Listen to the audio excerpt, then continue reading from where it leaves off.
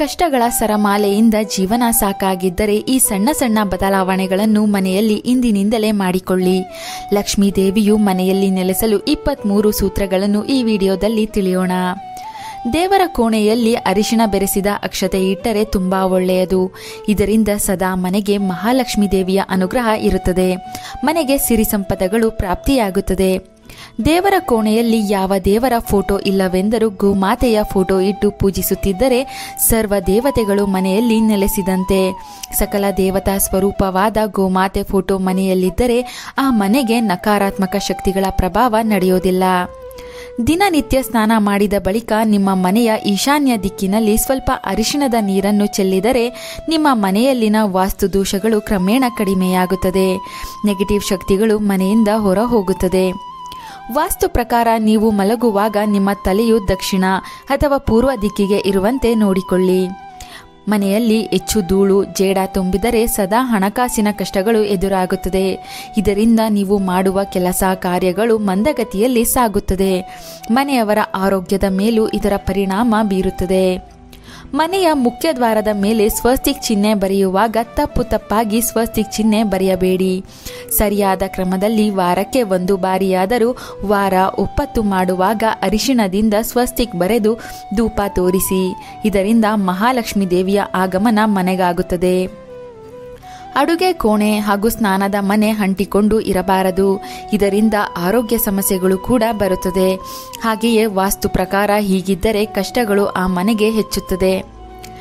ಈಶಾನ್ಯ ದಿಕ್ಕು ದೇವರ ದಿಕ್ಕು ಎಂದು ಕರೆಯಲಾಗುತ್ತದೆ. ಈ ದಿಕ್ಕಿನಲ್ಲಿ ನೀರು ಅಥವಾ ದೇವರ ಕೋಣೆ ಇದ್ದರೆ ತುಂಬಾ ಒಳ್ಳೆಯದು. ಮೆಟ್ಟಿಲುಗಳ ಕಡೆ ದೇವರ ಕೋಣೆ ಯಾವುದೇ ಕಾರಣಕ್ಕೂ ಇರಬಾರದು. ದೇವರ ಪೂಜೆ ಪುನಸ್ಕಾರ ಮಾಡುವ ಸ್ಥಳದ ಮೇಲೆ ನಾವು ನಡೆದಾಡುವುದು ತಪ್ಪು. ವಾಸ್ತು ಪ್ರಕಾರ ಸೂರ್ಯ ಮುಳುಗಿದ ಮೇಲೆ ಮನೆ ಕ್ಲೀನ್ ಮಾಡಬಾರದು, ಕಸ ಗುಡಿಸಬಾರದು. ಏಕೆಂದರೆ ಸಂಧ್ಯಾ ಕಾಲದಲ್ಲಿ ಲಕ್ಷ್ಮೀ ದೇವಿಯು ಮನೆಗೆ ಬರುವ ಸಮಯ. ಈ ಸಮಯದಲ್ಲಿ ದೇವರ ಮುಂದೆ ದೀಪ ಬೆಳಗಿಸಿ ಮನೆ ಮುಖ್ಯ ದ್ವಾರ ತೆರೆದಿರಬೇಕು. ವಾಸ್ತು ಪ್ರಕಾರ ಮನೆಗೆ ಶುಕ್ರವಾರದ ದಿನ ಉಪ್ಪನ್ನು ಖರೀದಿ ಮಾಡಿ ತಂದರೆ ಉಪ್ಪಿನ ಜೊತೆಗೆ ಮಹಾಲಕ್ಷ್ಮಿಯು ಮನೆಗೆ ಬರುತ್ತಾಳೆಂಬ ನಂಬಿಕೆ ಇದೆ. ಮನೆ ಆವರಣದಲ್ಲಿ ಮುಳ್ಳಿನ ಗಿಡಗಳನ್ನು ಬೆಳೆಸಬಾರದು.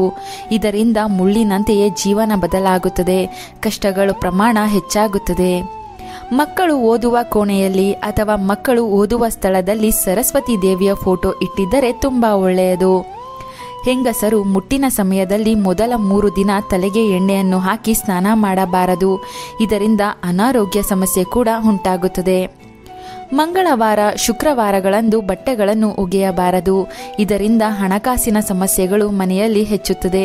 ದಾರಿದ್ರ್ಯ ಇದರಿಂದ ವೃದ್ಧಿಯಾಗುತ್ತದೆ. ಅಮಾವಾಸ್ಯೆ ಹುಣ್ಣಿಮೆ ದಿನಗಳಂದು ಮನೆ ಸದಸ್ಯರು ಒಬ್ಬರಿಗೊಬ್ಬರು ಉಪ್ಪಿನಿಂದ ದೃಷ್ಟಿ ತೆಗೆದುಕೊಳ್ಳಬೇಕು. ಇದರಿಂದ ಅಮಾವಾಸ್ಯೆ ಸಮೀಪ ಸಮಯದಲ್ಲಿ ಬರುವ ಮೈಕೈ ನೋವು, ಅನಾರೋಗ್ಯ, ಕೆಲಸ ಕಾರ್ಯಗಳ ಅಡೆತಡೆ ದೂರವಾಗುತ್ತದೆ. ಸ್ನಾನ ಮಾಡದೆಯೇ ದುಡ್ಡು ಇಡುವ ಜಾಗ ಅಥವಾ ಬೀರುವನ್ನು ಮುಟ್ಟಬಾರದು. ಸ್ನಾನ ಅಥವಾ ಕೈಕಾಲು ತೊಳೆದು ನಂತರ ಬೀರುವಿನಿಂದ ದುಡ್ಡು ತೆಗೆಯುವುದು ಇಡುವುದು ಮಾಡಬೇಕು. ಮಂಚದ ಮೇಲೆ ಊಟ ಮಾಡುವ ಅಭ್ಯಾಸ ಈಗಿನ ಕಾಲದಲ್ಲಿ ಸಾಮಾನ್ಯವಾಗಿದೆ. ಆದರೆ ಈ ರೀತಿ ಮಂಚದ ಮೇಲೆ ಕೂತು ಊಟ ಮಾಡುವುದರಿಂದ ದರಿದ್ರ ಸುತ್ತಿಕೊಳ್ಳುತ್ತದೆ. ದೀಪ ಬೆಳಗಿಸಿದಾಗ ಇದ್ದಕ್ಕಿದ್ದಂತೆ ದೀಪ ಹಚ್ಚಿದ ತಕ್ಷಣ 5 ನಿಮಿಷಕ್ಕೆ ಹಾರಿ ಹೋದರೆ ಭಯಪಡದೆ ಓಂ ನಮಃ ಶಿವಾಯ ಎಂದು ಹೇಳಿಕೊಂಡು ಮತ್ತೆ ದೀಪ ಬೆಳಗಿಸಬೇಕು. ಆಮೆಯ ಮೂರ್ತಿಯನ್ನು ದೇವರ ಕೋಣೆಯಲ್ಲಿ ಉತ್ತರ ಅಥವಾ ಈಶಾನ್ಯ ದಿಕ್ಕಿನಲ್ಲಿ ನೀರಿನ ಮೇಲಿಟ್ಟರೆ ಮನೆಯಲ್ಲಿನ ಬಡತನ ದೂರವಾಗುತ್ತದೆ. ಮನೆಯಲ್ಲಿ ತುಂಬಾ ಕಷ್ಟಗಳಿವೆ, ವಾಸ್ತು ದೋಷಗಳಿವೆ, ಯಾರೋ ನಮಗೆ ಮಾಟ ಮಂತ್ರ ಮಾಡಿಸಿದ್ದಾರೆ ಎಂದು ಅನುಮಾನ ಇದ್ದರೆ ತುಳಸಿ ಗಿಡದ ಬೇರನ್ನು ಮನೆಯ ಮುಖ್ಯ ದ್ವಾರಕ್ಕೆ ಕಟ್ಟಿ ಪೂಜೆ ಮಾಡುತ್ತಾ ಬನ್ನಿ. ಇದರಿಂದ ಎಲ್ಲ ರೀತಿಯ ಕಷ್ಟಗಳಿಂದ ಬೇಗ ಮುಕ್ತಿ ಸಿಗುತ್ತದೆ. ನೆಗೆಟಿವ್ ಶಕ್ತಿ ತೊಲಗುತ್ತದೆ. ಮನೆಯಲ್ಲಿ ಅಡುಗೆ ಮಾಡುವಾಗ ಅಕ್ಕಿಯನ್ನು ಬಳಸುವಾಗ ತಪ್ಪದೆ ಕೃಷ್ಣಾಕ್ಷಯಂ ಎಂದು ಹೇಳಿಕೊಳ್ಳುತ್ತಿದ್ದರೆ ಆ ಮನೆಗೆ ಧನಧಾನ್ಯಕ್ಕೆ ಎಂದಿಗೂ ಕೊರತೆ ಬರುವುದಿಲ್ಲ. ಇದರಿಂದ ಸಾಕ್ಷಾತ್ ಶ್ರೀಕೃಷ್ಣನ ಅನುಗ್ರಹ ನಿಮ್ಮ ಮನೆಯವರಿಗಿರುತ್ತದೆ. ಮನೆಯಲ್ಲಿ ಅಕ್ಕಿಗೆ ಕೊರತೆ ಇಲ್ಲವೆಂದರೆ ದುಡ್ಡಿಗೂ ಕೂಡ ಕೊರತೆ ಬರುವುದಿಲ್ಲ. ತಮಿಳುನಾಡಿನ ಕಡೆ ಸ್ತ್ರೀಯರು ಸದಾ ಮುಖಕ್ಕೆ ಅರಿಶಿಣ ಹಚ್ಚಿಕೊಂಡಿರುತ್ತಾರೆ. ಹೀಗೆ ಸದಾ ಮುಖಕ್ಕೆ ಸ್ತ್ರೀಯರು ಅರಿಶಿಣ ಹಚ್ಚಿಕೊಂಡರೆ ಸೌಂದರ್ಯ ವೃದ್ಧಿಯಾಗುವುದಲ್ಲದೆ ಲಕ್ಷ್ಮಿ ಅನುಗ್ರಹ ಆ ಸ್ತ್ರೀ ಮೂಲಕ ಮನೆಗೆ ಪ್ರಾಪ್ತಿಯಾಗುತ್ತದೆ. ಆ ಸ್ತ್ರೀ ವಾಸಿಸುವ ಮನೆಗೆ ಎಂದಿಗೂ ಬಡತನ ಬರುವುದಿಲ್ಲ. ಈ ವಿಶೇಷ ಮಾಹಿತಿ ನಿಮಗೆ ಇಷ್ಟವಾದರೆ ತಪ್ಪದೇ ನಮ್ಮ ಚಂದನಾಲೋಕ ಯೂಟ್ಯೂಬ್ ಚಾನಲ್ ಹಾಗೂ ಫೇಸ್ಬುಕ್ ಪೇಜ್ ಫಾಲೋ ಮಾಡಿ. ವಿಡಿಯೋಗೆ ಒಂದು ಲೈಕ್ ಕೊಟ್ಟು ಎಲ್ಲರಿಗೂ ಶೇರ್ ಮಾಡಿ. Thank you.